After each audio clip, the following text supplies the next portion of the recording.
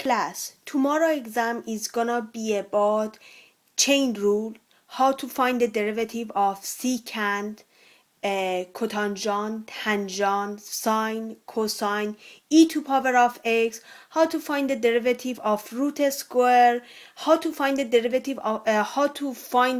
of chain rule. I'm gonna give you some example, then you can work on them, and please send me an email if you have any problem.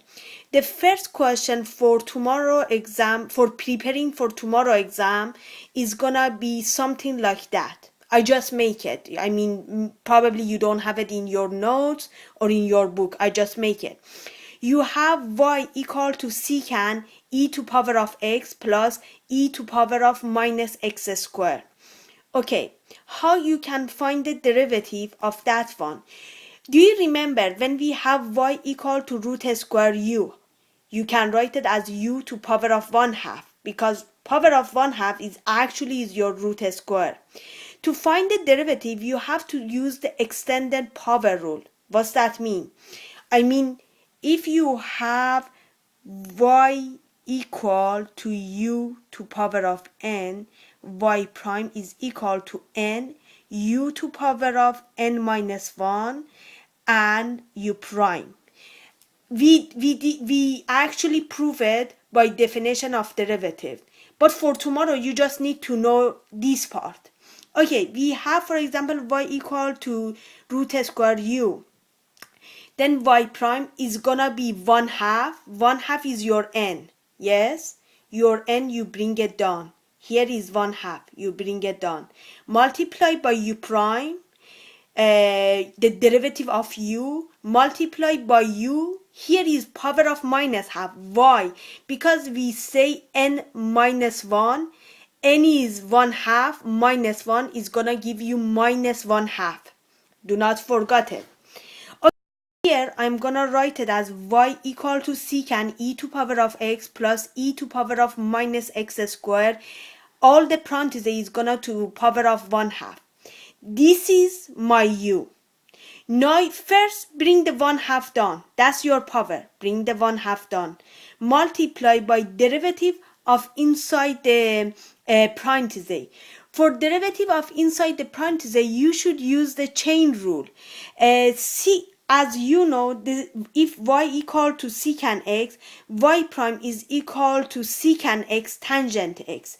But here, we don't have just secant x, we have secant e to power of x. You have to use chain rule.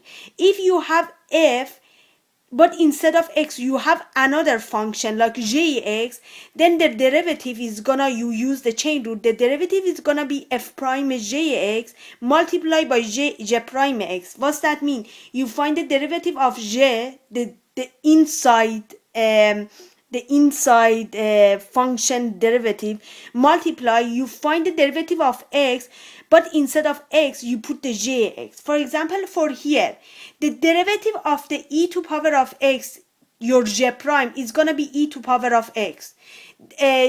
That's a very important function. Later in ordinary differential equation or nonlinear differential equation, you're gonna learn you need a function, the derivative is gonna be same as y, and that's a very important, because derivative of e to power of x is gonna be e to power of x. Okay, then we write the derivative of the j prime is gonna be e to power of x. Now you need to find the derivative of secant e to power of x.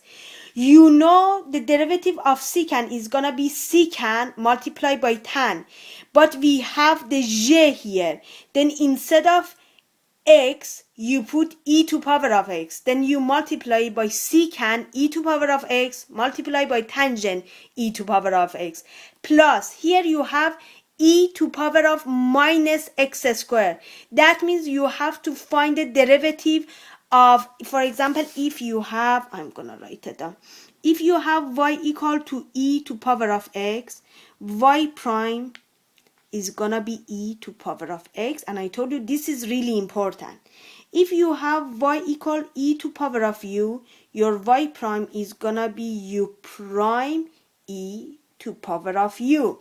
For example, here you have e to power of minus x square. Your u prime is this one is gonna be u, yes. Your u prime, I mean